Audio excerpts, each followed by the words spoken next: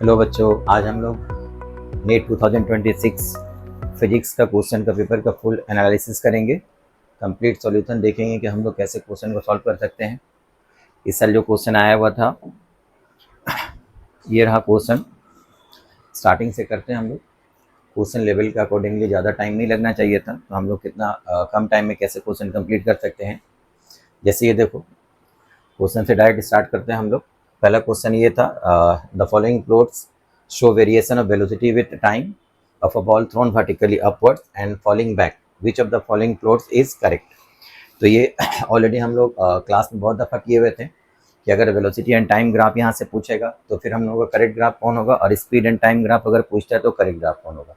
Speed and time graph के लिए बच्चे हम लोग पढ़े थे, ये वाला हम लोग का करेक्ट आंसर होगा। लेकिन क्योंकि ये वेलोसिटी एंड टाइम ग्राफ है तो वेलोसिटी एंड टाइम ग्राफ के लिए हमारा करेक्ट आंसर क्या था, this one. Velocity and time graph के लिए हमारा करेक्ट आंसर सी होगा, है ना। एक्चुअली हम लोग कोई पार्टिकल को वर्टिकली अपवर्ड प्रोजेक्ट करते हैं तो उसका वेलोसिटी आहिस्ता आहिस्ता डिक्रीज करता है, तो लीनियरली उसका वेलोसिटी डिक्रीज करेगा, जीरो होगा हाईएस्ट पॉइंट पर, उसके बाद अपोजिट डायरेक्शन में मूव करेगा तो ये नीचे चला आया। लेकिन अगर ये वाला स्पीड एंड टाइम ग्राफ रहता तो फिर हम लोग ये डायरेक्ट ऊपर चला जाता। ठीक है, समटाइम्स डायरेक्शन को हम लोग प्लस माइनस कंसिडर कर लेते हैं, तो ये ग्राफ भी कोई बोल सकता हो सकता है, लेकिन यहाँ पर मोस्ट प्रोबेबल आंसर जो होगा वो हम लोगों का आंसर ये होगा, बिकॉज विद टाइम वेलोसिटी हम लोगों का डिक्रीज करता है। ठीक है, ये हो गया हमारा करेक्ट आंसर। सेकंड क्वेश्चन देखो, for a metal of work function 6.6 electron volt, which of the following wavelengths of incident radiation does not give rise to the photoelectric effect.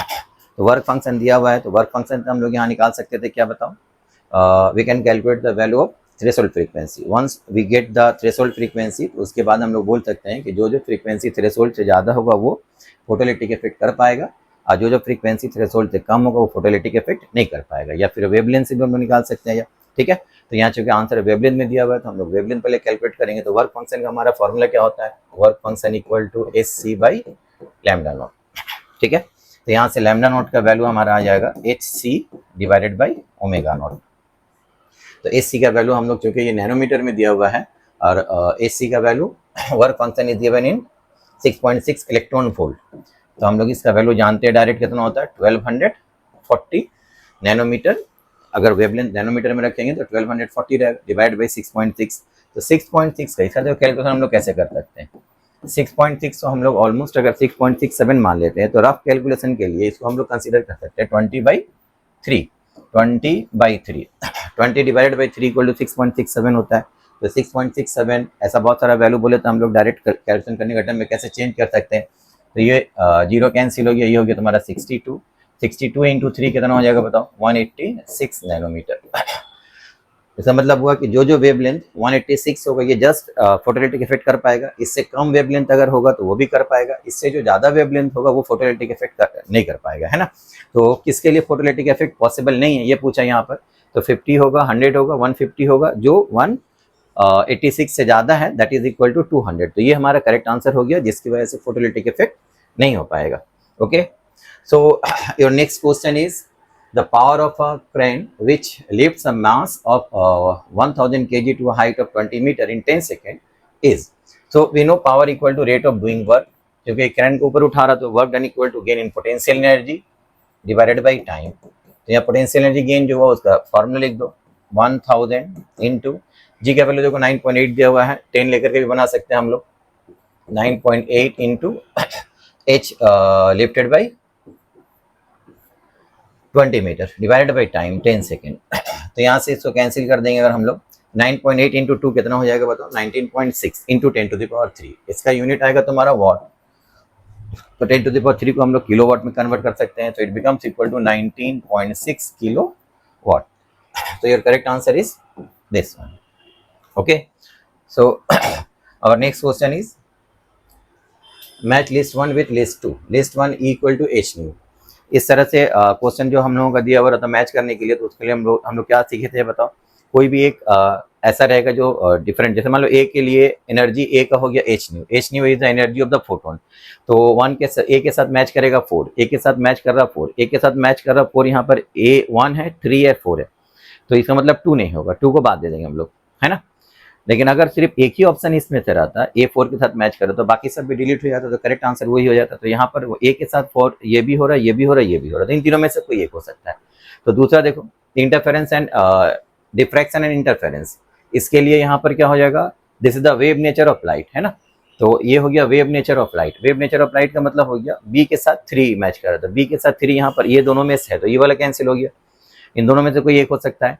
अब सी हो गया तुम्हारा lambda equal to h by p. H by p we know this is the formula of de Broglie wavelength. तो de Broglie wavelength तुम्हारा यहाँ पर दिया हुआ है, तो सी के साथ 1 मैच करेगा, तो सी के साथ 1 कहाँ पर है, दिस वन, तो your correct answer is this one.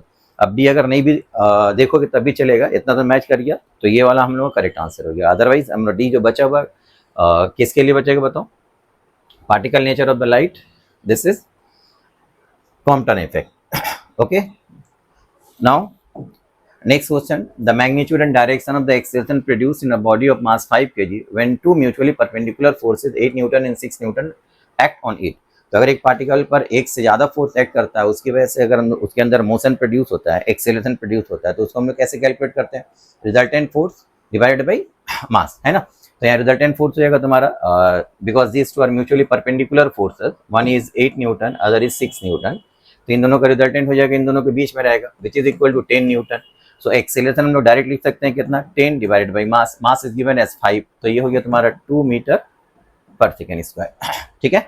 और एंगल अगर पूछ लिया तुम लोगों का, डायरेक्शन एंगल पूछ लिया, एक्सेलरेशन का डायरेक्शन क्या होगा, इतना with 8 Newton, 8 Newton, 6 Newton, 8 Newton, पर हम पहले 8 न्यूटन के साथ एंगल देखते हैं। ये एंगल अगर थीटा मान लोगे तो tan थीटा इक्वल टू क्या हो जाएगा, perpendicular by base, perpendicular is 6, base is 8, तो दिस इज इक्वल टू 3/4, तो थीटा इक्वल टू हो गया tan इनवर्स 3/4 विथ 8 न्यूटन। तो tan inverse 3/4 with 8 newton is this one. Okay, तो our correct answer will be this one, 2 meter per second square is the acceleration and the direction of the force will be equal to tan inverse 3/4 with 8 Newton force. Okay, now your next question is the sum of kinetic energy and potential energy of a simple pendulum bob is 0.02 joule. The speed of the simple pendulum bob at equilibrium position is approximately कितना होगा। देखो, कोई भी particle अगर SHM में execute करता है तो उसका टोटल एनर्जी हमेशा कांस्टेंट होता है, तो मीन पोजीशन पर जब वो पार्टिकल पहुंचेगा तो उसके अंदर क्या रहेगा, सिर्फ काइनेटिक एनर्जी रहेगा, वहाँ कोई पोटेंशियल एनर्जी नहीं रहता है। तो टोटल एनर्जी का मतलब हो गया उससे काइनेटिक एनर्जी। तो टोटल एनर्जी जो दिया हुआ है एक्चुअली मीन पोजीशन का काइनेटिक एनर्जी का वैल्यू दिया हुआ है, तो काइनेटिक एनर्जी हो गया तुम्हारा कितना बताओ, half mv², which is equal to given as how much, 0.02 joule. Okay, mass यहाँ पर बता दिया कितना, mass of the particle is given as 20 gram, तो 20 को एम के सिस्टम में कन्वर्ट कर दो, 1000 डिवाइड करो, v² इक्वल टू 0.02, तो ये 0 कैंसिल हो गया, 2 कैंसिल हो गया, 100 से इसको मल्टीप्लाई कर दो, v² का वैल्यू 2 आ जाएगा, ठीक है। v² का वैल्यू 2, v का मतलब हो गया √2 का वैल्यू हो गया 1.414, your correct answer is 1.414 which is equal to this one. Okay, now your next question is a box of mass 15 kg is kept on the floor of a stationary trolley. The coefficient of static friction between the box and the trolley is 0.12. Keeping the box in a stationary state over the trolley, the maximum acceleration with which the trolley can be moved horizontally in meter per second square is। तो maximum acceleration जिसकी वजह से particle को move किया जा सकता है, वो मैक्सिमम एक्सेलरेशन की वजह से जो सीडो फोर्स होगा ma, उसको फ्रिक्शन बैलेंस करेगा, which is equal to mu mg। चलो ma equal to mu mg अगर हम लोग यहाँ पर लिखते हैं, mm कैंसिल, तो a का वैल्यू सिंपली म्यू इंटू जी हो जाएगा, है ना। तो म्यू का वैल्यू यहाँ पर दे दिया तुम लोगों को, कितना दिया, 0.12, g equal to 10, so answer is 1.2 metre per second square, तो ये correct answer is 1.2 metre per second square. Okay, now next question is the speed of light in vacuum is taken as unity. अगर speed of the light in vacuum unity consider कर लेते हैं, तो if the light takes 6 minute 40 second to reach the earth from the sun, then the distance between the sun and the earth in new unit will be। तो new unit में अगर तुमसे distance पूछ लिया तो डिस्टेंस इक्वल टू हम लोग क्या जानते हैं, स्पीड इनटू टाइम, है ना, v इंटू टी। तो यहाँ पर speed of the light new unit में कंसीडर करने के लिए बोला यूनिट, इसको 1 कंसीडर कर लो। Time in all system second होता है तो सेकंड में कन्वर्ट कर लो, 6 minute 40 second, 6 minute 360 second plus 40, तो ये हो गया 400 सेकंड। तो न्यू यूनिट में इसका डिस्टेंस हो जाएगा तुम्हारा कितना, 400। ओके, तो your correct answer is 400। Next question है, in the circuit shown below the voltage appearing across the diode D will be of the form. तो बच्चा ये डायोड का हम लोग रेक्टिफिकेशन पढ़े थे, या ये एक हाफ वेव रेक्टिफायर था, एक फुल वेव रेक्टिफायर था। तो ये सिंपल हम लोग ऑलरेडी बहुत बार पढ़ चुके हैं कि ये हाफ वेव रेक्टिफायर का सर्किट है ना। तो हाफ वेव रेक्टिफायर का मतलब क्या होगा, एक हाफ रेक्टिफाई होगा और एक हाफ रेक्टिफाई नहीं होगा। तो उसके अकॉर्डिंगली अगर हम लोग देखेंगे तो हम लोग इसमें से एक हाफ रेक्टिफाई हो रहा है, एक हाफ रेक्टिफाई नहीं हो रहा, तो प्रॉपर आंसर जो होना चाहिए दिस वन होगा। लेकिन लॉजिकली अगर हम लोग कंसीडर करेंगे तो बोल सकते हैं at t equal to zero हमारा जो साइकिल इंटर करेगा वो ये पॉजिटिव साइकिल है ना। जब पॉजिटिव साइकिल इंटर करेगा तो पहले ये वाला पॉजिटिव टर्मिनल होगा, ये नेगेटिव टर्मिनल होगा। तो ये पॉजिटिव या नेगेटिव का मतलब हो गया, पॉजिटिव के केस में क्या होना चाहिए, रिवर्स बायस होगा। पॉजिटिव एन टाइप के साथ कनेक्टेड है, नेगेटिव पी टाइप के साथ कनेक्टेड है। तो रिवर्स बायस का मतलब हो गया कि पहले उसका आउटपुट जीरो होना चाहिए, बाद में वो नेगेटिव हाफ साइकिल को रेक्टिफाई करेगा, ठीक है। लेकिन प्रॉपर आंसर ये चार ऑप्शंस में से जो हम लोग बोलेंगे तो एक रेक्टिफाई हो रहा है और एक रेक्टिफाई नहीं हो रहा है, मतलब हाफ वेव रेक्टिफायर के लिए करेक्ट आंसर, प्रॉपर आंसर जो होना चाहिए 2 होना चाहिए हम लोगों का। ओके, नेक्स्ट क्वेश्चन देखो, a submarine is designed to withstand an absolute pressure of 100 atm. How deep can it go below the water surface?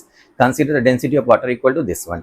तो बच्चा अगर ये वाटर सरफेस के अंदर कुछ हाइट के अंदर चला जाता है, यहाँ पर कितना हाइट के अंदर चला गया, h हाइट के अंदर, तो यहाँ पर उसके ऊपर जो प्रेशर होगा, टोटल प्रेशर, वो h height of the liquid के लिए होगा, वाटर कॉलम के लिए होगा, प्लस यहाँ से एटमॉस्फेरिक प्रेशर रहेगा, दोनों होगा, है ना। तो टोटल प्रेशर जो हो जाएगा वो atmospheric pressure plus h rho g, and this total pressure कितना विथ स्टैंड कर सकता है, 100 atmosphere, 100 atm, and we know atmospheric pressure equal to 1 atm। 1 atm को वैल्यू यहाँ पर लेकर के आ जाओ तो h rho g equal to 100 minus 1 which is equal to 99 atm होगा। अब इसका अगर हम लोग एच का वैल्यू कितना देर तक जा सकता है, एच निकालने के लिए बाकी सबका वैल्यू पुट कर दो। रो का वैल्यू 10 टू द पावर 3 हो गया, जी 10 हो गया, 99 एटीएम को चेंज करने के लिए हम लोग को कंडीशन दिया हुआ 1 atm equal to 1 into 10 to the power 5 pascal, 1 into 10 to the power 5 pascal होता है, तो 1 into 10 to the power 5 pascal हो जाएगा। तो यहाँ से ये हो गया तुम्हारा 10 to the power 4, 10 to the power 4 cancel हो गया, तो एच का वैल्यू हो गया 990 metre, 990 metre. Your correct answer will be equal to 1। Okay, now your next question is, an electric heater supplies heat to a system at the rate of 100 watt. If the system performs work at the rate of 75 watt, then the rate at which the internal energy increases will be. The rate of increase of internal energy, thermodynamics का question है बच्चा। We know first law of thermodynamics, accordingly we can write del Q equal to del U plus del W। अगर हम लोग इसको rate बनाना है तो सबको हम लोग क्या करेंगे बताओ, विथ टाइम डिवाइड कर दो। तो ये सबका रेट हो गया, rate of doing work, rate of change of internal energy and rate of heat supply. तो यहाँ चूंकि रेट क्वेश्चन में दिया हुआ 100 system heat, an electric heater supplies heat to a system. When the heat is supplied to a system, it is taken as positive, है ना। तो इसका वैल्यू बोल दिया 100। चेंज इन इंटरनल एनर्जी कितना होगा, इंक्रीज इन इंटरनल एनर्जी कितना होगा, ये निकालने के लिए बोला तो del u by del t, इसको ऐसे ही रखो, इसका वैल्यू निकालना है। वर्क डन क्या हो रहा है, if the system performs work at the rate of 75 watt, if the work is done by the system then it is taken as positive, so work done will be equal to 75, so del u by del t will become equal to how much, 25 watt. Your correct answer is this one. Your next question is, 100 tons closely wound circular coil of radius 5 centimeter has a magnetic field of 3.14 into 10 to the power 3 Tesla. At its center, the current flowing through the coil and the magnitude of the magnetic moment of this coil are respectively. So बच्चा यहाँ से देखो magnetic effect of current का है, at the centre of the current flowing circular coil जो magnetic field होता है, magnetic field का फॉर्मूला हम लोग स्टैंडर्ड फॉर्म लिखेंगे तो mu naught by 4 pi 2 pi n i divided by r. Okay, तो बी का वैल्यू हम लोग को यहाँ पर दे दिया कितना बताओ, 10 to the power 3.14 into 10 to the power 3, mu naught by 4 pi we know 10 to the power minus 7, 2 pi का वैल्यू यहाँ पर 3.14 पुट कर दो, 3.14 बोथ साइड से कैंसिल हो जाएगा। इन नंबर ऑफ टर्न्स ये हुआ तुम्हारा 100, आई कैलकुलेट करने के लिए बोला है divided by r, r radius हो गया 5 सेंटीमीटर है, तो 5 divided by 100 means this one. Okay, तो बच्चा यहाँ पर से कितना हो जाएगा बताओ, ये 10 टू द पावर माइनस 3 होना चाहिए था, प्रिंटिंग मिस्टेक है, 10 टू द पावर माइनस 3 होगा ये वाला, ठीक है। तो ये 100 100 10 to the power 4 10 to the power 4 यहाँ से कैंसिल कर दो, तो 10 टू द पावर 4 यहाँ पर बच गया 10 to the power -3 10 to the 3 10 to the -3 cancel हो जाएगा, 3.14 3.14 कैंसिल हो गया। तो बच्चा आई का वैल्यू बचा हुआ रह गया यहाँ पर 5/2 5/2 का मतलब हो गया 2.5 एम्पेयर। 2.5 एम्पेयर में यहाँ पर ये दोनों नहीं है, ये दोनों एलिमिनेट हो गया, तो इन दोनों में से कोई एक आंसर हो सकता है। ठीक है, आगे क्या पूछा है, मैग्नेटिक मोमेंट। तो मैग्नेटिक डाइपोल मोमेंट का फॉर्मूला क्या है बताओ। Magnetic dipole moment for a current carrying conductor equal to N IA। तो N हो गया यहाँ पर नंबर ऑफ टर्न्स 100, I का वैल्यू हो गया 5/2 2.5 और 5/2 into A is area which is equal to pi r square. Pi का वैल्यू हम लोग डायरेक्ट लिखेंगे 3.14 इंटू आर स्क्वायर। आर हो गया तुम्हारा 5/100, इसका स्क्वायर करेंगे तो ये कितना हो जाएगा बताओ, 25 इंटू 10 टू द पावर -4। ठीक है, तो इसको हम लोग कैलकुलेट करेंगे तो कितना आ जाएगा बताओ।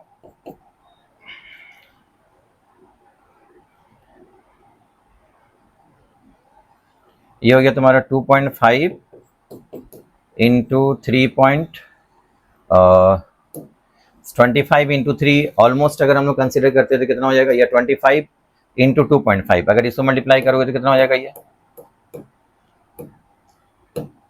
25 और ये भी 2.5 है। ओके, तो 2.5 25, तो it becomes equal to how much, 25 20 62.5 into 3.14 into 10 to the power -2। 100 यहाँ से कैंसिल हो जाएगा।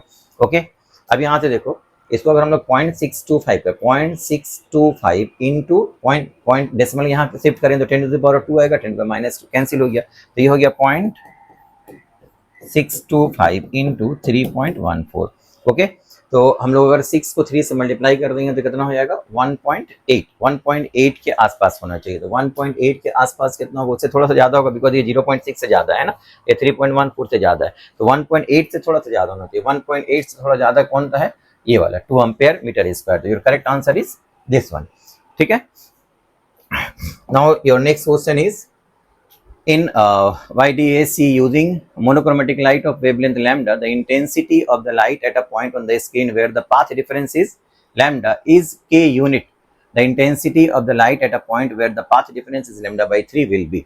तो बच्चा ये हम लोग बहुत बार पढ़ चुके थे कि अगर पाथ डिफरेंस n लैम्डा होगा तो वहाँ पर इंटेंसिटी मैक्सिमम होगा, ये कंस्ट्रक्टिव इंटरफेरेंस का कंडीशन था। n लैम्डा के बजाय यहाँ पर 1 लैम्डा लिखा हुआ है, इसका मतलब फर्स्ट कंस्ट्रक्टिव इंटरफेरेंस हो रहा है, तो यहाँ पर फेज डिफरेंस तुम्हारा कितना है 2 पाई, मैक्सिमम इंटेंसिटी हो गया ये k। ठीक है, जहां पर n लैम्डा पाथ डिफरेंस होगा वहां इंटेंसिटी मैक्सिमम होगा, तो maximum intensity is given as k। तो for any path difference the intensity will be how much, तो for any path difference we know the phase difference will be equal to 2 pi by lambda into del x। So del x here given as lambda/3, so it becomes equal to 2 pi by 3।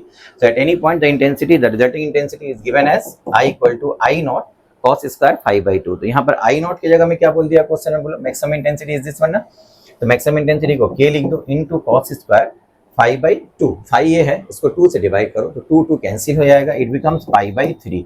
cos pi/3 equal to cos 60 degree, half का square करेंगे 1/4, तो it becomes k/4। तो your correct answer is k/4। This is your correct answer. Okay,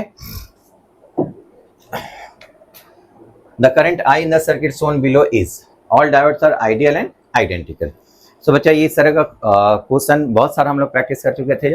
यहाँ पर जितना diode connection है connected है with the battery, तो हमको देखना पड़ेगा बैटरी के साथ कौन कौन सा डायोड आइडियल डायोड है, तो कौन कौन सा डायोड फॉरवर्ड बायस में और कौन कौन सा डायोड रिवर्स बायस में। रिवर्स बायस में जो रहेगा आइडियल डायोड वो कंडक्ट नहीं करता, वहां से कोई करंट नहीं जाएगा। तो यहाँ देखो पी टाइप इसके साथ पॉजिटिव टर्मिनल एन टाइप के साथ कनेक्टेड है, ये पॉजिटिव टर्मिनल इसके एन टाइप के साथ कनेक्टेड है, तो ये रिवर्स बायस हो गया, ये भी रिवर्स बायस हो गया, ये दोनों कैंसिल हो जाएगा। ये दोनों फॉरवर्ड बायस है, ये दोनों कंडक्ट करेगा, तो ये रेजिस्टेंस और ये रेजिस्टेंस हम लोग कंसीडर करेंगे इन पैरेलल, तो ये दोनों रेजिस्टेंस पैरेलल में कितना हो जाएगा 4 × 2/6 विच इज इक्वल टू 4/3। तो यहाँ से जो करंट निकल रहा है इस करंट का फॉर्मूला अगर हम लिखेंगे I इक्वल टू तो EMF 10 divided by equivalent resistance, and that equivalent resistance will be equal to how much 4/3। तो बच्चा यहाँ से 2 कैंसिल हो गया, ये 5 कैंसिल हो गया, 3 ऊपर चला गया, तो ये 15/2 एम्पेयर आएगा। तो your correct answer is 15/2 ampere. Okay, in a concave lens a ray of light emanating from the object parallel to the principal axis of the lens after refraction। So बच्चा, रे ऑफ लाइट अगर कोई object से parallel to the principal axis आ रहा है in case of a concave lens, तो हम लोग यहाँ पर प्रिंसिपल फोकस दो पढ़े थे, एक फर्स्ट प्रिंसिपल फोकस था, एक सेकंड प्रिंसिपल फोकस था। तो फर्स्ट प्रिंसिपल फोकस वो होता है जहां से लाइट अगर आ रहा हो इन case of converging lens after refraction becomes parallel, and in case of diverging lens concave lens के लिए क्या होगा, if the light is directed towards a fixed point such that after refraction becomes parallel, then it is called first principal focus. And second principal focus is that fixed point जिसमें क्या होगा, when the light is coming parallel to the principal axis after refraction it will converge to a fixed point. Or if the light is in case of converging lens होगा, but in case of diverging lens क्या होगा, if the light is coming parallel to the principal axis then after refraction it will divert from a fixed point which is called focus, and this focus is known as second principal focus. तो बच्चा यहाँ जो answer लिखा हुआ है, जो light parallel to the principal axis आएगा वो ऐसे डाइवर्ज हो जाएगा, है ना, और ये आकर के इस पॉइंट से डाइवर्ज होगा, तो इसी को हम लोग बोलेंगे focus, but this is called second principal focus. तो लाइट ये डाइवर्ज हो रहा है कहाँ से, कॉन्केव लेंस के लिए सेकंड प्रिंसिपल फोकस। तो यहाँ पर देखो ये ऑप्शन दिया passes through the second principal focus, pass तो नहीं करेगा, appears to diverge from the first principal focus. तो ये आंसर में ये फर्स्ट प्रिंसिपल फोकस यहाँ नहीं होना चाहिए था, इधर होना चाहिए था, यहाँ सेकंड प्रिंसिपल फोकस होना चाहिए। तो appears to diverge from the second principal focus होना चाहिए, या फिर क्वेश्चन का आंसर होना चाहिए था appears to diverge from the principal focus. ठीक है, तो यहाँ एक कंट्रोवर्सी है, तो जो भी हो इसके हिसाब से या तो इसको अगर हम लोग प्रॉपर आंसर नहीं कंसीडर करेंगे, emerges parallel to the principal axis, parallel to the principal axis जाएगा नहीं, passes through the 2f which is the radius of curvature of the lens, ये भी नहीं होगा।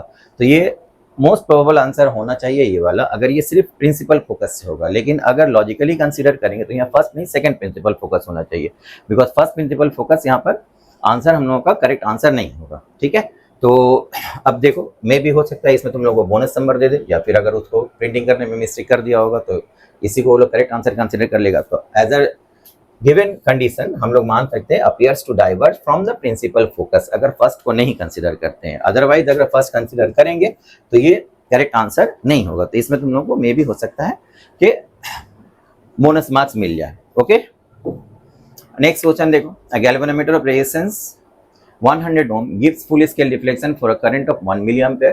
It is converted into an ammeter of range 0 to 10 ampere. The shunt required.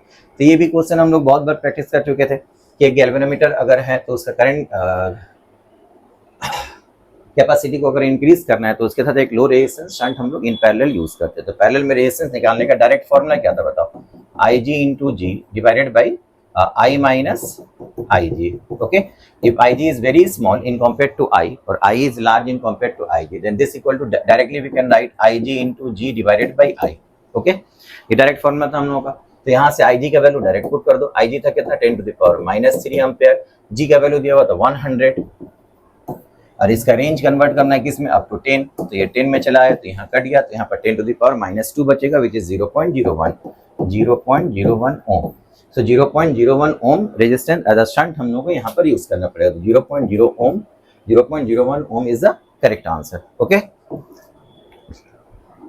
Now in the first excited state of hydrogen atom, the energy of its electron is -3.4 electron volt. The first excited state means at n equal to 2, because we know at n equal to 2 the energy of the electron in hydrogen atom is -3.4 electron volt. On the first orbit electron का energy कितना था, -13.6 electron volt hydrogen के लिए, और ये hydrogen का second orbit पर अगर होगा that means first excited state, तो एनर्जी हो जाएगा कितना, -3.4 इलेक्ट्रॉन वोल्ट। दैट मीन्स यहाँ से हम लोग ये इन्फॉर्मेशन से हम लोग बोल सकते हैं कि electron is revolving on the second Bohr orbit, ठीक है, of hydrogen. The radial distance of the electron from the hydrogen nucleus in this case is, मैंने ऑर्बिटल रेडियस निकालने के लिए बोल दिया। तो सेकेंड ऑर्बिट का रेडियस अगर निकालेंगे तो उसका फॉर्मूला क्या था बोलो, 0.53 इंटू एन स्क्वायर एंगस्ट्रॉम, है ना। तो 0.53 इंटू एन का वैल्यू 4 हो गया एंगस्ट्रॉम, इतना आएगा। तो 0.5 into 2 that is equal to 2 point something आना चाहिए, तो 2 पॉइंट समथिंग आंसर होगा। अब 2 पॉइंट समथिंग यहाँ पर मीटर में दिया हुआ है, तो एंगस्ट्रॉम को मीटर में अगर हम लोग चेंज करेंगे तो 2.1 into 10 to the power -10 metre हो जाएगा, है ना। तो our correct answer will become equal to this one, ठीक है। नेक्स्ट क्वेश्चन देखो, the amount of work done to raise the mass m from the surface of the earth to a height equal to the radius of the earth r will be। ये हम लोग बहुत बार बना चुके थे यार। h equal to n r, इतना height अगर पार्टिकल को लेकर के ऊपर जाते हैं तो गेन इन पोटेंशियल एनर्जी और the work done, whatever जो भी पूछेगा वर्क डन हो या गेन इन पोटेंशियल एनर्जी, उसका डायरेक्ट फॉर्मूला था n by n plus one m g r. तो यहाँ पर n का वैल्यू कितना दिया हो बताओ, h इक्वल टू आर बोल दिया है, h इक्वल टू आर का मतलब हो गया n का वैल्यू 1, n का वैल्यू 1 पुट कर दो तो answer become half m g r. ठीक है, तो your correct answer becomes equal to m g r by 2। Okay, now in an circuit contains an AC circuit contains a resistance of 1 kilo ohm, a capacitance of 0.1 microfarad and an inductor of 1 millihenry connected in series. The resonance frequency of the circuit is approximately, देखो resonance frequency हम लोग वो generally जो निकालने के लिए बोलता है तो उसमें हम लोग पढ़े थे कि वो ओमेगा भी हो सकता है, वो एफ भी हो सकता है ना। रेजोनेंस फ्रीक्वेंसी एफ है या ओमेगा है वो तुमको इसका ऑप्शन का यूनिट देकर के समझना पड़ेगा। अगर omega resonance frequency, actually omega is the angular resonance frequency, लेकिन अगर ओमेगा रेजोनेंस फ्रीक्वेंसी के हिसाब से कंसीडर करता तो यहाँ per unit radian per second होता, लेकिन यहाँ यूनिट दिया हुआ तुम लोगों को hertz and kilohertz, that means hertz, kilohertz दिया हुआ, that means you have to find the value of f. तो एफ का वैल्यू निकालने का फॉर्मूला क्या था, 1/2 pi root under l c. Okay, तो 1/2 पाई, पाई इज 3.14, एल का वैल्यू दिया 1 मिली हेनरी, तो 10 टू द पावर -3 हेनरी हो जाएगा, and this is 0.1 microfarad, तो 0.1 into 10 to the power -6। Okay, तो ये हो गया तुम्हारा, देखो 10 टू द पावर -9, अब पॉइंट के लिए एक और 10 पर -10 आएगा, रूट के बाहर निकलेगा 10 टू द पावर -5 होगा, उसको ऊपर उठा तो 10 टू द पावर 5 हो जाएगा, है ना। 10 टू द पावर 5 को हम लोग 10 to the power 2 into 10 to the power 3 लिख ले रहे हैं, बिकॉज इसका यूनिट तो हर्ट जाएगा और जितना यूनिट दिया हुआ सब किलो हर्ट में दिया हुआ है, तो हम लोग किलो हर्ट में कन्वर्ट करने के लिए 1000 को अलग कर दे रहे, तो नीचे बचा हुआ कितना रहेगा 6.28। ठीक है, तो इतना 10 to the power 3 kilohertz कर दो, इसको 10 टू द पावर 3 हर्ट्ज को किलो हर्ट्ज कर दो, तो ये बच गया कितना बताओ, 100 divided by 6.25 kilohertz. Okay, अब 100 को 6.25 से 6.28 से अगर डिवाइड करेंगे तो हम लोग का वैल्यू कितना आ जाएगा, 100 को 6 से अगर डिवाइड करते तो ऑलमोस्ट कितना आएगा, 16 पॉइंट समथिंग आना चाहिए, है ना। 16 इंटू 6 कितना हो जाएगा 96। ठीक है, तो 100 को 6 पॉइंट समथिंग से डिवाइड करेंगे तो 16 के पास आसपास आना चाहिए आंसर, तो 16 के आसपास ऑप्शन तुम लोग कितना दिया हुआ देखो 16 15.9, तो correct answer is this one. ठीक है बच्चा, एग्जाम में भी तुम लोग को हम बोलते हैं कि हमेशा कैलकुलेशन का अप्रॉक्सीमेशन कंसीडर करोगे, जिस अप्रॉक्सीमेशन से हम लोग एग्जैक्ट ऑप्शन तक पहुंच पाए। हम लोग को 100% एक्यूरेट आंसर निकालने की जरूरत नहीं है, 100% एक्यूरेट ऑप्शन मिल जाएगा, हम लोग का काम बन जाएगा। अब यहाँ पर देखो, consider two uncharged capacitance of equal capacitance 200 picofarad, one of them is charge by 100 volt supply and disconnected. Now this capacitor is connected to the uncharged capacitor. The amount of electrostatic energy lost in the process. The loss of energy in this process, इसका direct formula हम लोग पढ़े थे, half C1 C2 by या फिर half C effective into del v square, ये हम लोग डायरेक्ट पढ़े थे, half C effective into del v square, है ना। तो C effective यहाँ पर कितना हो जाएगा, दोनों कैपेसिटर अगर 200 पिकोफैरेड है तो C effective आइडेंटिकल कैपेसिटर को और हम लोग जोड़ देते हैं शेयरिंग ऑफ चार्ज, तो C effective का वैल्यू कितना था C1 C2 by C1 plus C2, तो इट बिकम्स C/2, तो ये हो जाएगा तुम्हारा half into C/2 into del v square. Del v is the potential difference, तो एक अनचार्ज है उसका पोटेंशियल 0 है और एक को हम लोग 100 वोल्ट तक चार्ज करके रखें, उसका पोटेंशियल 100, तो पोटेंशियल डिफरेंस 100 रहेगा, तो वैल्यू यहाँ पर पुट करके देखो 1/4, C का वैल्यू दिया हुआ था 200 into 10 to the power -12 picofarad है। ठीक है, फैरेड में कन्वर्ट कर लिए, और डेल वी का वैल्यू हो गया यहाँ पर पोटेंशियल डिफरेंस कितना हो रहा है 100 - 0 दैट इज 100, 100 का स्क्वायर करेंगे तो 10 टू द पावर 4 आएगा। ओके, तो बच्चा यहाँ से अगर हम लोग कट करेंगे तो ये हो गया तुम्हारा, मान लो 100 ये 2, तो ये हो गया 10 to the power 4, 10 to the power 2, 10 to the power 6 cancel हो गया, तो 10 टू द पावर -6 बचा हुआ, यहाँ पर बचा हुआ 1/2, तो 1/2 को हम लोग लिख सकते हैं 0.5 into 10 to the power -6 joule. Okay, तो 0.5 इंटू 10 पर -6 joule is your correct answer. ठीक है बच्चा, नेक्स्ट क्वेश्चन देखो क्या दिया हुआ था, a ray of monochromatic light is passing through an equilateral prism ABC as shown in the figure. The refracted ray QR is parallel to the base BC and the angle of incidence I equal to 50 degree. Then the angle of deviation is. So ये हम लोग class में बहुत बार discuss कर चुके हैं कि अगर लाइट एक एंड से इंटर करके दूसरा एंड से निकल जा रहा है, such that the light inside the prism, the refracted light inside the prism is parallel to the base. That means this is the condition of minimum deviation. तो in case of minimum deviation, angle of deviation निकालने का formula direct क्या लिखते हैं हम लोग, 2i minus a। I angle of incidence बोल दिया है विच इज इक्वल टू कितना, 50 डिग्री। तो it becomes 2i means 100 degree minus a equilateral prism is 60 degree. तो 100 minus 60 means 40 degree. Your correct answer is 40 degree. This is your correct answer. Okay. In a meter bridge experiment, as shown in figure, the position of the cell E and galvanometer G are interchanged. We shall observe in the galvanometer. तो बच्चा एक चीज हम लोग पढ़े थे galvanometer के लिए कि मीटर ब्रिज के केस में गैल्वेनोमीटर जनरली हम लोग यहाँ पर कनेक्ट करते थे और सेल या बैटरी यहाँ पर कनेक्ट करके रखेंगे। तो बैलेंस कंडीशन या नल कंडीशन में अगर हम लोग position of the battery and galvanometer को इंटरचेंज कर देंगे, in that case null point will not be affected, balance length का जो वैल्यू था वही रहेगा, it will not be change, है ना। तो सेम इसके बारे में सोचो, गैल्वेनोमीटर को यहाँ से यहाँ रख करके या बैटरी को यहाँ रखते, कंडीशन में कोई चेंजिंग नहीं आता है। तो इसके लिए हम लोग यहाँ पर ऑप्शन करेक्ट क्या देख सकते हो, देखो only the left sided deflection, left side में करेंगे तो डिफ्लेक्शन मिलेगा, both right side and left side deflection and at balance point no deflection. तो this is your correct answer. तो यहाँ पर गैल्वेनोमीटर का डिफ्लेक्शन लेफ्ट एंड राइट दोनों ही हो सकता है, अगर वो बैलेंस्ड नहीं हुआ तो, है ना। अगर बैलेंस्ड हो जाएगा तो गैल्वेनोमीटर एंड बैटरी को अगर इंटरचेंज कर देंगे, नल पॉइंट पर अगर कनेक्ट करके रखेंगे तो इन दैट केस गैल्वेनोमीटर का डिफ्लेक्शन जीरो रहता है, वो हमेशा जीरो ही रहेगा। Position of the battery and galvanometer को इंटरचेंज कर देंगे तो ये ऑलरेडी हम लोग क्लास में बहुत बार डिस्कस कर चुके थे। तो बैलेंस पॉइंट अगर नो डिफ्लेक्शन होगा, अगर बैलेंस पॉइंट पर कनेक्टेड रहेगा, बैलेंस पॉइंट पर कनेक्टेड नहीं रहेगा तो गैल्वेनोमीटर से करंट जाएगा, अदर उसकी वजह से गैल्वेनोमीटर में लेफ्ट एंड राइट दोनों तरफ का डिफ्लेक्शन हो सकता है। तो your correct answer will B 2, ठीक है। नेक्स्ट क्वेश्चन बच्चा, a flask contains argon and chlorine in the ratio of mass ratio 2:1 by mass, in the ratio of 2:1 by mass. The temperature of the mixture is 27 degrees centigrade. The ratio of the root mean square speed of the molecules of the two gases argon and chlorine is, atomic mass of argon दिया हुआ है and molecular mass of chlorine दिया हुआ है, ठीक है। So we know RMS speed का जो फॉर्मूला होता है root under 3RT by M. तो दोनों का टेम्परेचर बच्चा सेम है, आर का वैल्यू सेम है, तो आरएमएस स्पीड का मतलब हो गया यहाँ पर सिर्फ उनका मॉलिक्यूलर मास का रेशियो निकालना है ना। तो C1/C2 या C आर्गन कर दो, C आर्गन पहले डिवाइडेड बाई C क्लोरीन अगर हम लोग कर देंगे तो आर्गन का मास यहाँ नीचे चला आएगा, मॉलिक्यूलर एटॉमिक मास, और क्लोरीन डायटोमिक है उसका मास ऊपर चला जाएगा, ये क्लोरीन के लिए हो गया, है ना। तो यहाँ मॉलिक्यूलर मास ऑफ क्लोरीन तुमको दिया हुआ है 70, इसका मास दिया हुआ 40, इसको कट कर दो तो ये हो गया √7 डिवाइडेड बाई 2। तो your correct answer will be equal to √7/2। 2 is your correct answer. Now next question, two statements are given below. When the forward bias voltage across a PN junction diode increases above a certain threshold voltage, the diode current increases significantly. ठीक है, तो ये तो correct है। This current is called reverse saturation current. This is not called reverse saturation current. ठीक है, तो second statement हम लोगों का गलत है, बट फर्स्ट स्टेटमेंट जो है वो करेक्ट है। Choose the correct answer from the options given below. Statement A is true but statement B is false.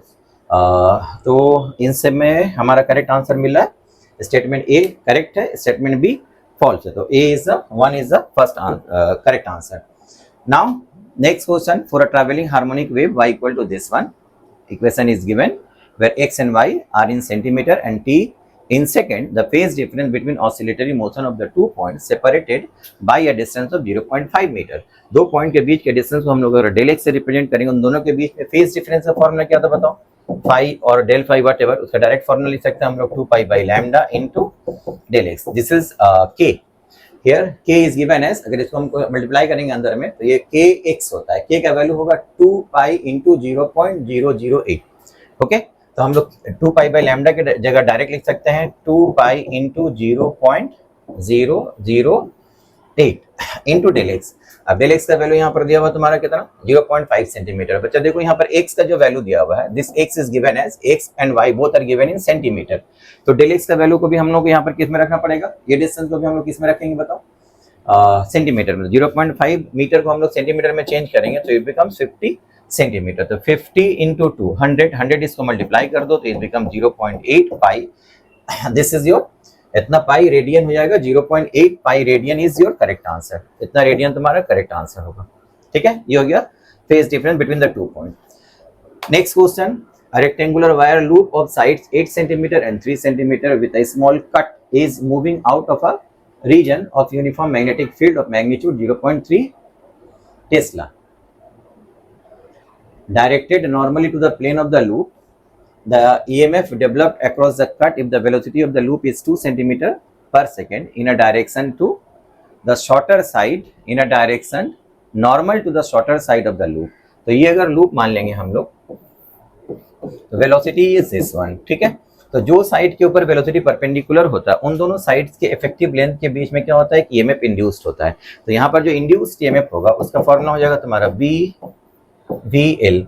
तो बी मैग्नेटिक फील्ड हो गया तुम्हारा 0.3, वी वेलोसिटी हो जाएगा, वेलोसिटी दिया हुआ 2 सेंटीमीटर पर सेकेंड, उसको हम लोग चेंज कर लेंगे तो 2 इंटू 10⁻⁻2 मीटर पर सेकेंड हो जाएगा। और लेंथ शॉर्टर साइड, जिस साइड के ऊपर परपेंडिकुलर वेलोसिटी होगा वो लेंथ कंसीडर करेंगे हम लोग, ठीक है। तो शॉर्टर साइड का लेंथ यहाँ पर कितना दे दिया हुआ बताओ, 3 सेंटीमीटर। तो it becomes equal to 3 into 10⁻⁻2।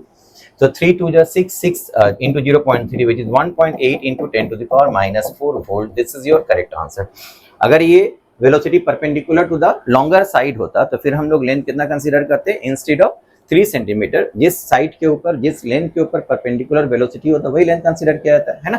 तो ये चूंकि शॉर्टर लेंथ के ऊपर परपेंडिकुलर वेलोसिटी बोल दिया normal to the shorter length, इसका लेंथ 3 सेंटीमीटर, तो एल का वैल्यू हम लोग 3 सेंटीमीटर कंसीडर किए। So our correct answer becomes 1.8 10⁻⁻4 volt. This is your correct answer. Okay,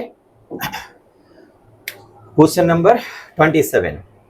ये नेक्स्ट क्वेश्चन बच्चा, a thin wire of length L and linear mass density M is bent into a circular ring in xy plane with the center C as shown in the figure. The moment of inertia of the ring about an axis y dash will be y dash axis के about। ये question हम लोग class में बहुत बार कर चुके हैं, तुम लोग क्लास में हम ये बताए थे, यहाँ पर एक एक्सिस रहेगा, ये एक रिंग रहेगा। तो अबाउट दिस एक्सिस अगर इसको हम लोग रोटेट करेंगे तो इसका मोमेंट ऑफ इनर्शिया कितना होगा, है ना। तो यहाँ पर बोल दिया एक्स एक्सिस के बराबर नहीं बोल करके वाई एक्सिस के बराबर बोल दिया, बट आंसर इज सेम। तो अब ये डायमीटर क्या लूंगा पहले निकालेंगे हम लोग, बिकॉज कोई भी एक्सिस अगर not passing through the centre of मास तो उस एक्सिस के about moment of inertia of the body, rotating body निकालने के लिए हमको पहले क्या करना पड़ता है बताओ, about an axis which is passing through the centre of mass moment of inertia पता रहना चाहिए, so that we can use parallel axis theorem to find the moment of inertia about the given axis. तो यहाँ पर अगर हम लोग about the diameter निकालेंगे, दिस सपोज डायमीटर, तो अबाउट द डायमीटर रिंग के लिए मोमेंट ऑफ इनर्शिया होता है mr²/2। तो पैरेलल एक्सिस के अकॉर्डिंगली कितना होगा बोलो, mr² plus mr² which is equal to 3/2 mr²। बोलो I y dash this is 3/2 capital M into r²। अब कैपिटल M की जगह हम लोग क्या लिख सकते हैं बताओ, यहाँ पर स्मॉल m इज बोल दिया तुम लोगों को linear mass density. Small m mass density means mass per unit length and total length of the ring is L। तो टोटल मास कितना हो जाएगा बताओ, m into L। Radius of the loop कैसे निकालेंगे, L लेंथ को bend करके रखे हो हम लोग सर्कुलर रिंग के फॉर्म में, तो 2πr circumference will be equal to L। तो R का वैल्यू यहाँ पर हो जाएगा कितना बताओ, L डिवाइडेड बाई 2π। तो यहाँ से पुट कर दो तो ये हो जाएगा तुम्हारा L² डिवाइडेड बाई 8π²। तो it becomes equal to 3 divided 3/2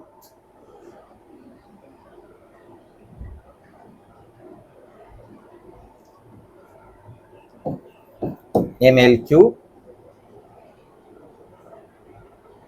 mr²/2 plus mr², 3/2 mr²। तो it becomes equal to 3/2 mr², ml³/8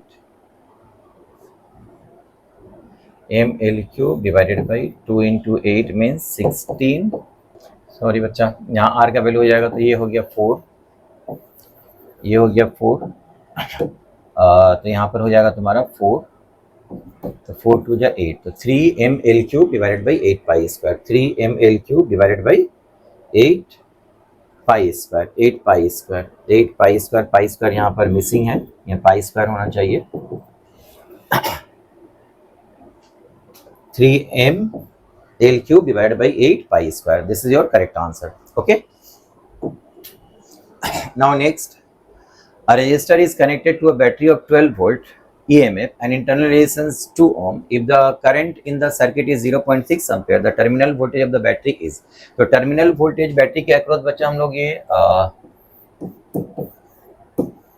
अगर EMF इंटरनल रेजिस्टेंस ये टर्मिनल वोल्टेज अगर V होगा तो V टर्मिनल वोल्टेज का फॉर्मूला डायरेक्ट हम लोग पढ़ चुके हैं, E minus i into r. तो E का वैल्यू यहाँ पर बोल दिया 12, I का वैल्यू कितना बता दिया बोलो 0.6 इंटू आर का वैल्यू हो गया 2, so 12 minus 1.2 which is 10.8 volt. So terminal voltage in this circuit will be equal to 10.8 volt.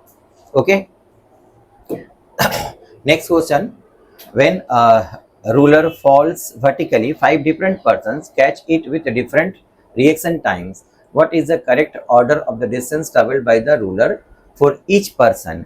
Person A का हर एक का रिएक्शन टाइम, यहाँ पूरा ऑप्शन करेक्ट नहीं लिखा हुआ है, देखो ए पर्सन ए ऑप्शन में लिखा पर्सन ए का रिएक्शन टाइम है 0.20 सेकेंड, बी का पर्सन का रिएक्शन टाइम जो है वो 0.22 सेकेंड, और सी पर्सन सी का reaction time and person D person E सबका रिएक्शन टाइम यहाँ पर लिखा हुआ है।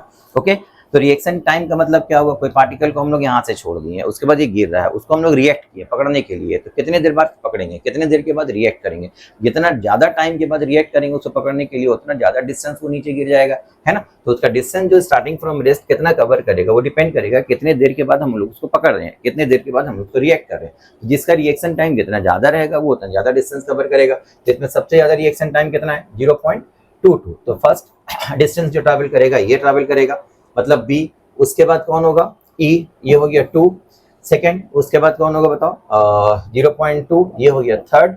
उसके बाद इन दोनों में आएगा ये हो गया फोर्थ, सबसे लास्ट में रिएक्ट करेगा इसको, इसका डिस्टेंस सबसे कम होगा, तो ये हो गया 5। तो हम लोग लिख सकते हैं बी का ग्रेटर देन E होगा, E ग्रेटर देन A होगा, A greater than we can say C and C greater than D, D greater than C last में आएगा। तो your correct answer is this one, ठीक है। ये हो गया first second third, D C last में आएगा, C हो गया फिफ्थ, ये लास्ट में आएगा। तो your correct answer is this one. तो simply H equal to half dt square हम लोग कंपेयर करेंगे, जिसका T ज्यादा होगा उसका H ज्यादा होगा, उसके अकॉर्डिंगली हम लोग को इसको अरेंज करना है, ठीक है।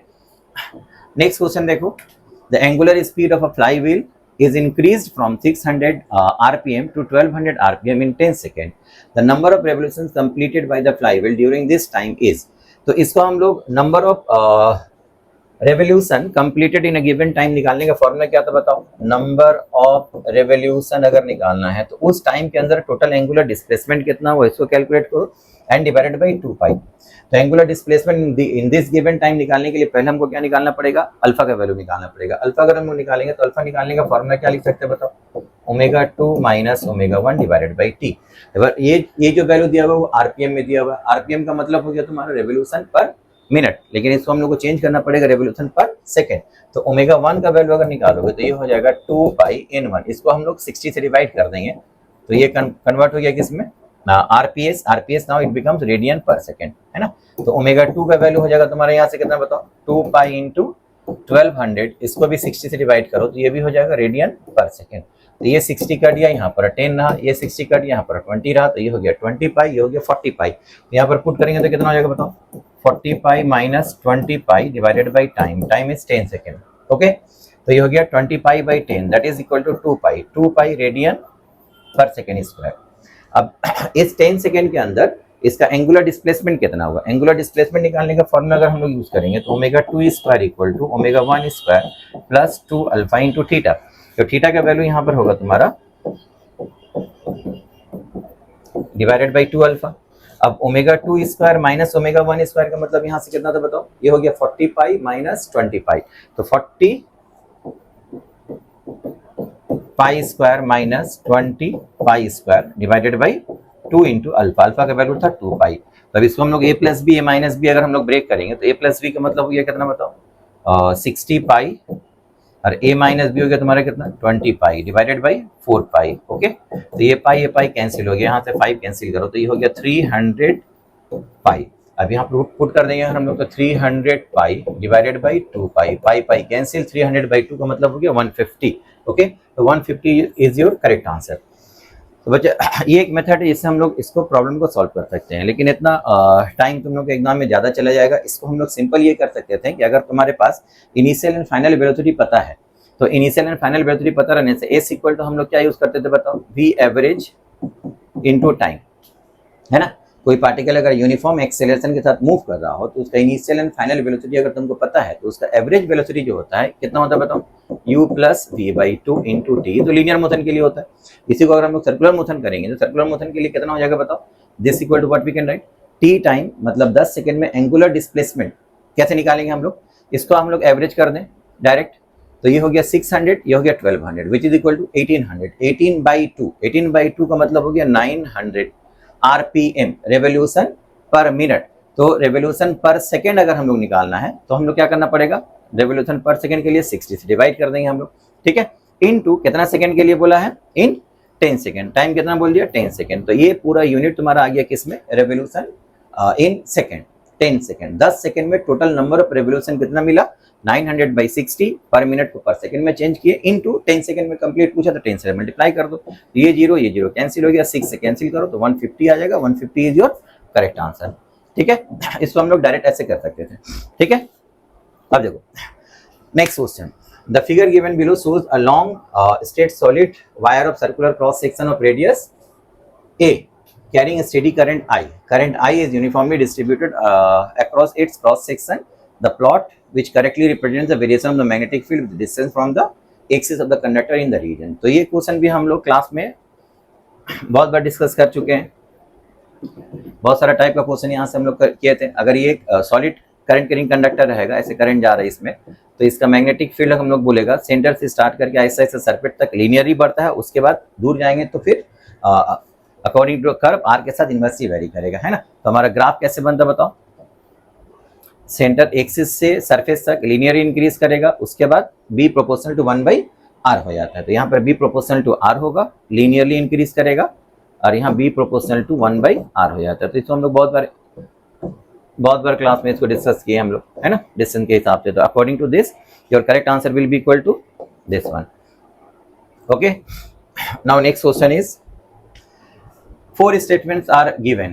A is the mass number, A, B, C, D, 4 option दिया हुआ है, choose the correct answer from the options given below. The volume of the nucleus is proportional to A. ये हम लोग सब कंडीशन बता दिए थे हम लोग को। वॉल्यूम ऑफ द न्यूक्लियस किसके ऊपर डिपेंड करता है, radius of the nucleus mass number के ऊपर कैसे डिपेंड करता है, एंड एवरेज डेंसिटी हम लोग सब कैलकुलेशन किए थे, है ना। तो volume of the nucleus is proportional to A, this is correct answer, ये करेक्ट है। Volume of nucleus is proportional to A to the power 1/3, this is wrong. The difference in mass of an atom and its nucleus is called the mass defect. This is wrong. ठीक है?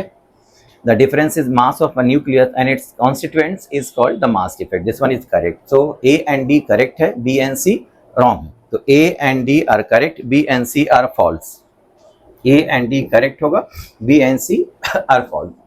ठीक है बच्चा, ये हम लोग बहुत बार discuss किए थे क्लास में, ये कंडीशन सब लिखा हुआ है तुम लोगों का। अब ये देखो next question, Savita notes down the data of time taken to complete 30 oscillation in 60 second. 30 oscillation कितना देर में, 60 सेकंड में कंप्लीट कर रही है। Hence calculate the length of the simple pendulum. तो अगर 30 ऑसिलेशन 60 सेकंड में कंप्लीट करती है, तो 30 ऑसिलेशन 60 सेकंड में कंप्लीट करती है, तो 1 ऑसिलेशन जो कंप्लीट करेगी कितने देर में करेगी, डिवाइड बाई 30, तो 2 सेकंड हो गया। तो किसी भी सिंपल पेंडुलम का टाइम पीरियड अगर 2 सेकंड होता है, it become second pendulum, and second pendulum का लेंथ कितना होता है अगर तुमसे पूछेगा तो हमको पता है, length of the second pendulum equal to 1 metre. तो इसका आंसर डायरेक्ट 1 मीटर कर देंगे, आगे कुछ करने का जरूरत ही नहीं था, okay. Now next question, in a vernier calliper 20 vernier scale division coincide with 16 main scale division, each division of length 1 millimetre, each division of length 1 millimeter. The least count of the vernier caliper is, least count का मतलब हो गया 1 main scale division minus 1 vernier scale division. तो 1 vernier scale division यहाँ कितना हो जाएगा बताओ, 20 vernier scale division equal to कितना, 16 main scale division, okay. 1 vernier scale division equal to हो गया तुम्हारा 16/20 main scale division, and 1 main scale division equal to अगर हम लोग 2 से कट कर देंगे तो फिर ये हो जाएगा कितना, 2 8/10 हो गया, and 1 main scale division is 1 millimetre, तो ये हो गया तुम्हारा 0.8 millimetre, okay. 1 vernier scale division is 0.8 millimetre, 1 main scale division is given as 1 millimetre, तो least count will be equal to 1 main scale division minus 1 vernier scale division, which is equal to 1 millimetre minus 0.8 millimeter, which is equal to 0.2 millimeter. लेकिन बच्चा यहाँ option सब centimetre में दिया हुआ है, तो मिलीमीटर को सेंटीमीटर में चेंज कर लो तो 0.02 सेंटीमीटर हो जाएगा। Your correct answer 0.02 centimetre. Okay, now your next question. देखो, each side of a metallic cube of mass 5.580 kg is measured to be 9 centimeter. Keeping the significant figures in view, the density of the material of the cube can be best expressed as x into 10 to the power 3 kg per meter cube. ठीक है, 3 kg per meter cube, where the value of x is. So density equal to हम लोग लिख सकते हैं mass by volume. तो मास बच्चा यहाँ पर हो जाएगा तुम्हारा 5.580 इतना केजी, एंड वॉल्यूम हो गया 9.0 सेंटीमीटर। तो 9.0 क्यूब है ना, इस side of the metallic cube, तो उसका वॉल्यूम हो जाएगा कितना, 9 का cube into 10 to the power minus, centimetre को मीटर में कन्वर्ट कर लो तो 10 पर -3, तो 9 का क्यूब तुम्हारा यहाँ से आ जाएगा कितना बताओ, 9 का क्यूब हो गया तुम्हारा 9 into 9 into 9 729 into 10 to the power -6। इसको ऊपर लेकर के चले जाएंगे हम लोग तो कितना होगा 10 टू द पावर -3, तो इसको डिवाइड कर दो, 5.580 divided by 0.729 into 10 to the power 3, ये हो गया तुम्हारा केजी पर मीटर क्यूब। ठीक है, तो ये हो गया तुम्हारा x। 10 टू द पावर -6 का 10 टू द पावर 3 को ऊपर कर दिए, 10 टू द पावर -3 इसके नीचे लेकर के आओ तो 729 बाई 10 टू द पावर 3 का मतलब कितना हो गया 0.729। अब 5.580 को 0.729 से डिवाइड करो। देखो, मास को अगर हम लोग वॉल्यूम से डिवाइड करेंगे और यहाँ से इसका जो सिग्निफिकेंट फिगर है कितना है, 2 सिग्निफिकेंट फिगर है, तो इसका जो डेंसिटी जो आएगा वो भी 2, उसका सिग्निफिकेंट फिगर कितना होना चाहिए, 2 सिग्निफिकेंट फिगर आना चाहिए। 2 सिग्निफिकेंट फिगर वाला में से कोई एक आंसर होगा, 7.6 7.7।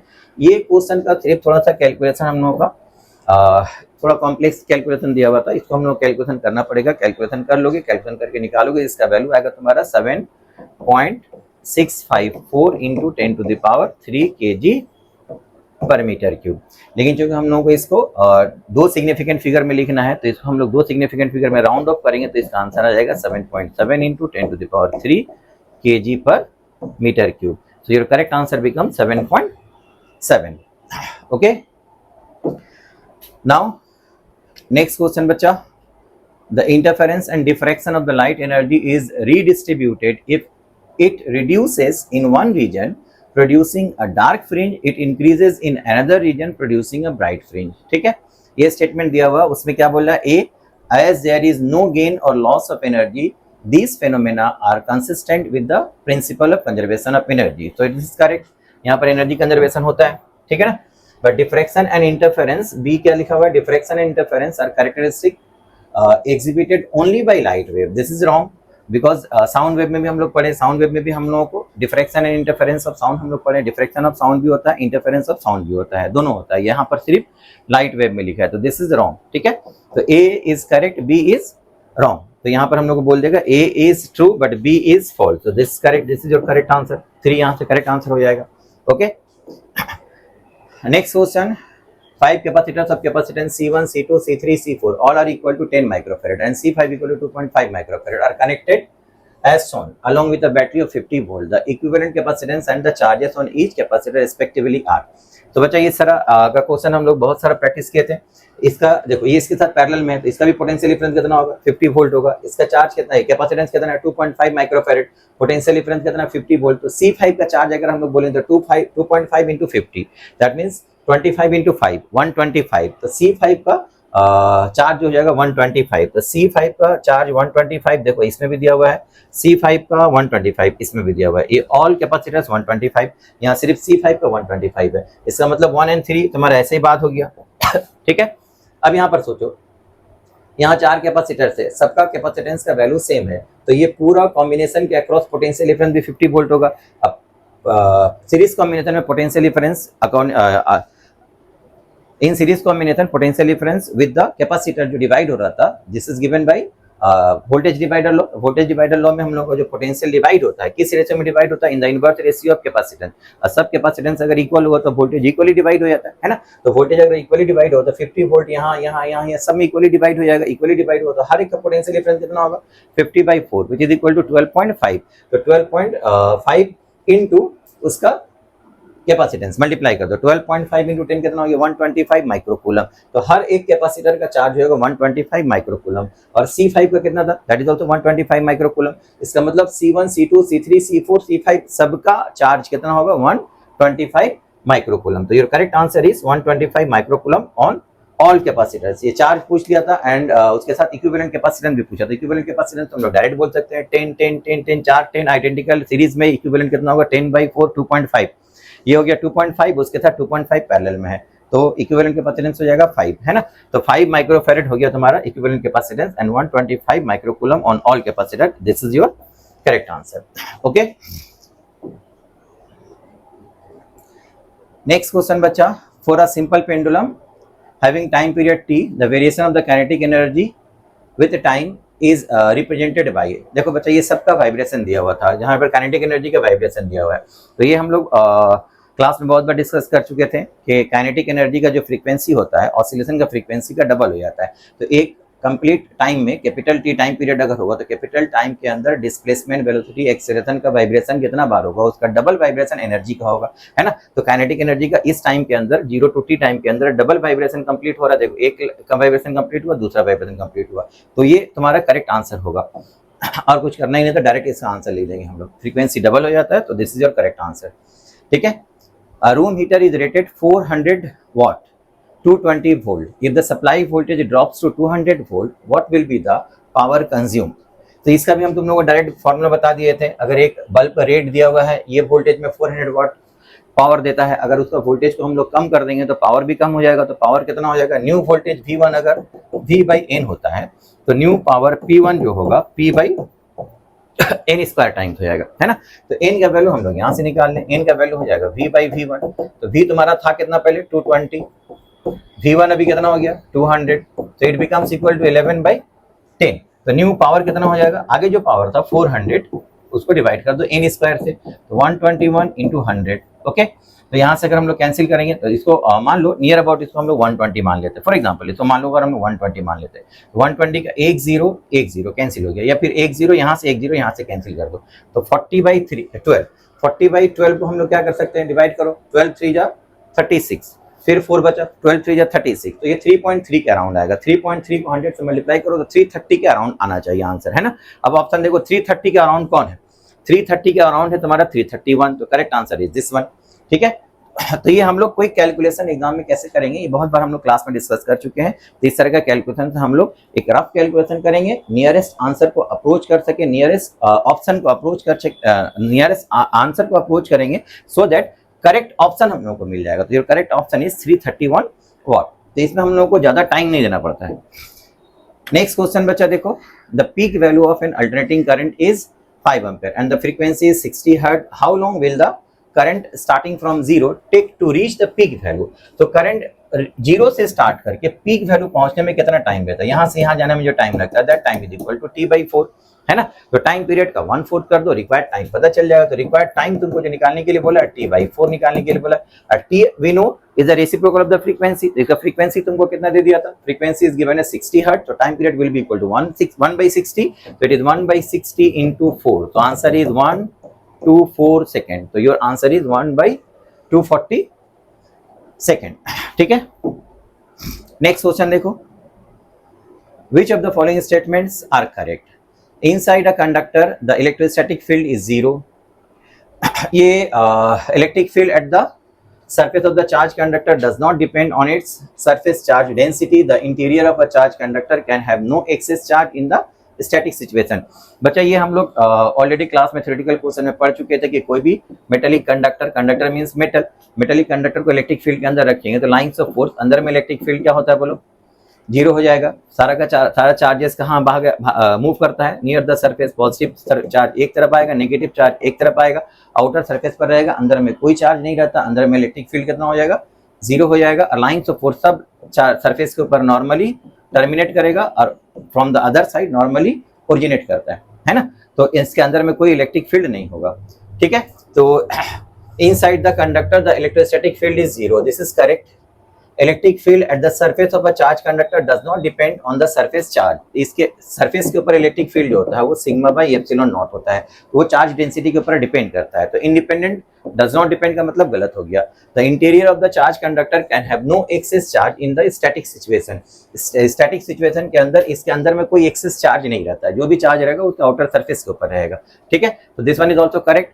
फिर बोलता है at the surface of the charge conductor the electrostatic field must be normal to the surface at every point. ये भी हम लोग पढ़े थे, this one is also correct. इसका रीजन भी बताए थे क्यों नॉर्मल होना चाहिए, है ना। The electrostatic potential is zero everywhere inside a charge conductor. जहां पर इलेक्ट्रिक फील्ड जीरो होता है वहां पर पोटेंशियल कांस्टेंट होता है, पोटेंशियल जीरो नहीं होता है, तो दिस इज रॉन्ग। तो तुम्हारा करेक्ट आंसर कितना हो गया बताओ, ए, सी एंड डी। तो A, C and D is your correct answer, तो this is your correct answer.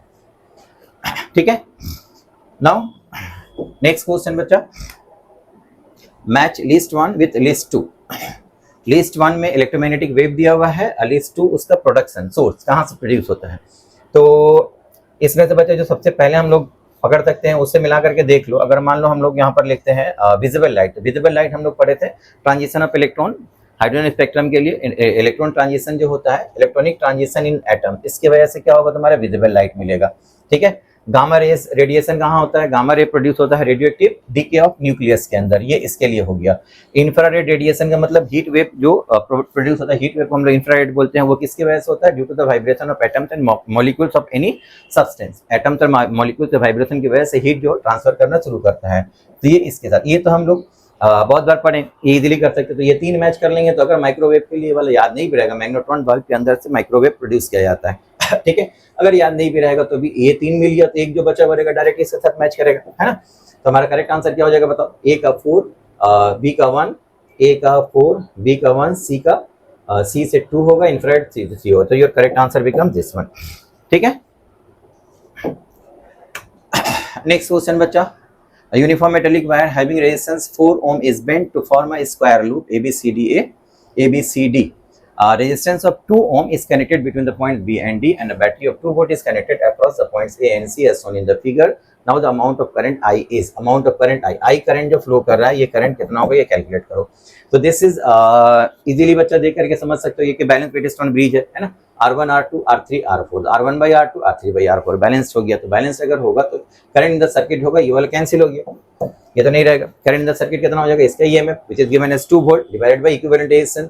तो सब resistance R balance Wheatstone bridge के लिए सब रेजिस्टेंस अगर R होता तो इक्विवेलेंट रेजिस्टेंस भी R हो जाएगा। तो यहाँ पर पूरा स्क्वायर का रेजिस्टेंस था 4 ओम, तो इस साइड का रेजिस्टेंस कितना होगा 1 ओम।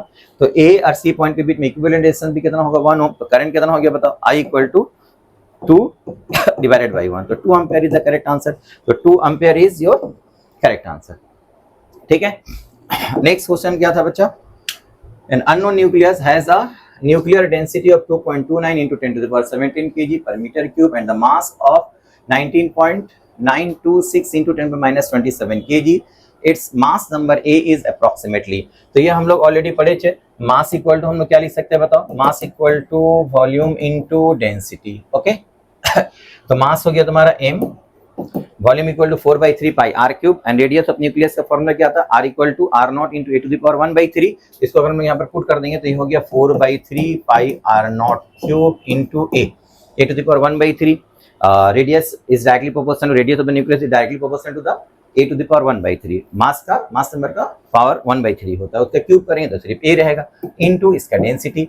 अब इसका वैल्यू पुट कर दो, मास दिया हुआ तुम्हारा कितना बताओ 19.926 इंटू 10 टू द पावर -27। अब इसका वैल्यू हम लोग डायरेक्ट याद रख सकते हैं, बिकॉज 4 पाई r नॉट, ये सब तो वैल्यू कांस्टेंट है। 4 पाई 4 इंटू पाई 3.14 या 22/7 लिखो। r नॉट का वैल्यू हम लोग जानते थे, यहाँ पर दिया हुआ भी है 1.2 इंटू 10 पर -15 मीटर।